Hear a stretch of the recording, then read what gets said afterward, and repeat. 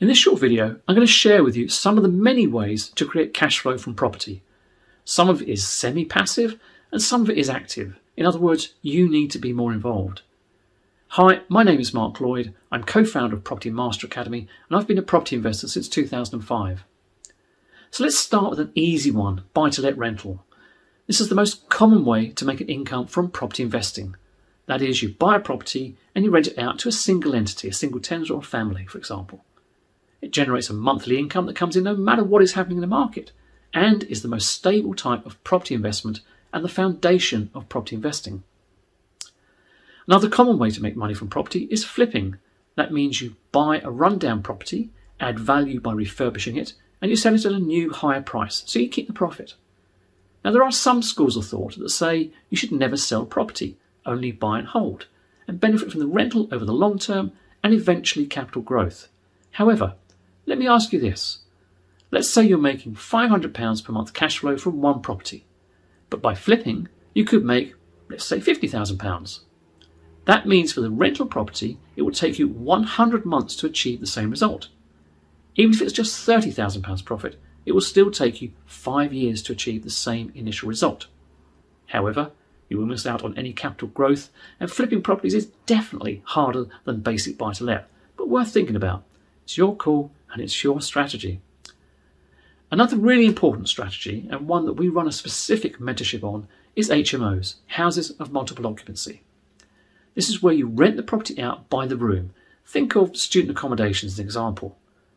Now, one of the attractions of HMOs is that they provide a very high income when compared to, say, buy-to-lets. But of course, they do require more work and more maintenance. But what if you like the HMO strategy, but you don't have enough cash to buy one? Well, this is where the rent-to-rent strategy comes in. Now, there are many different rent-to-rent strategies, which I'll go through in a moment. So what is rent-to-rent, though? Well, it's where you rent a property and then re-rent it back out for a higher rent and keep the difference as your profit. So if I rent a property from you for £1,000, then I rent it out for £1,200, I'm making £200 a month profit. That's my margin. Now, as I said, there are a number of variants of rent-to-rent, but the two most common ways of doing rent-to-rent are rent-to-rent HMO and rent-to-rent serviced apartment. So let's take a look at rent-to-rent HMO first. The same regulations apply as if you were buying the property. You need to have the right contracts that allow you to sublet, and contrary to popular belief, by the way, subletting is not illegal. You might be renting a property and converting it to an HMO, subject to the necessary consents, or renting an existing HMO from a tired landlord. Either way, you're looking to rent yourself at one price and rent to others at a higher price, and you keep the difference. Rent-to-rent serviced apartment, on the other hand, it's where in the main you're renting 1 or 2 bedroom flats and renting them back out on a short-term basis, usually by the night. You'll see a number of these types of properties on, for example, Booking.com and Airbnb. These are a lot more involved in the rent-to-rent HMO model, but can produce very high returns. Next, we have commercial property. Now, commercial property is often misunderstood by most investors. Why? Well, because we only work in commercial properties, we don't live in them, so we're not as familiar with them as we are with residential. Commercial property could just be your local corner shop, or it could be an entire building. I would say that commercial property is probably the most passive of strategies. Why? Because when you rent a commercial property, it's usually on a full repairing and insuring lease.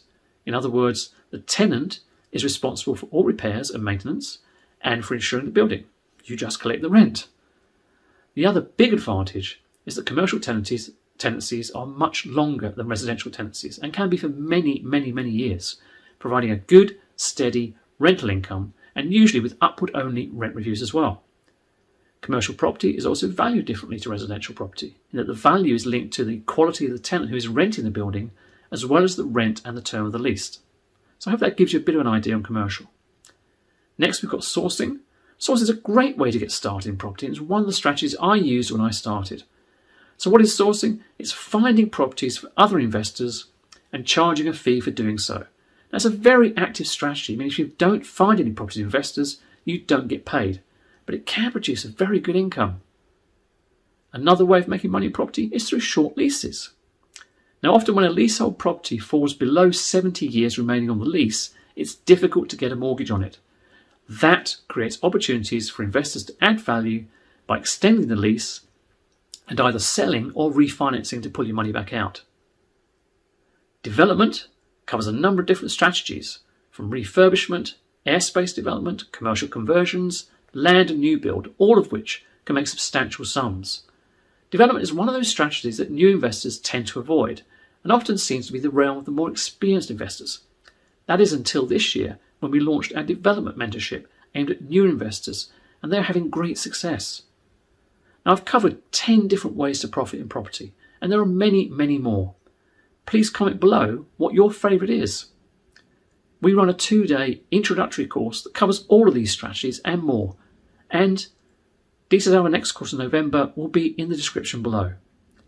I hope you found this video useful, and if you have and you're not already watching this on YouTube, please click through to YouTube, hit the like button, as this helps our YouTube algorithms, and subscribe to our channel, and you'll get notified of other videos that we post each week. Appearing on your screen right now are some other videos that will help you in your property journey. Thanks for listening.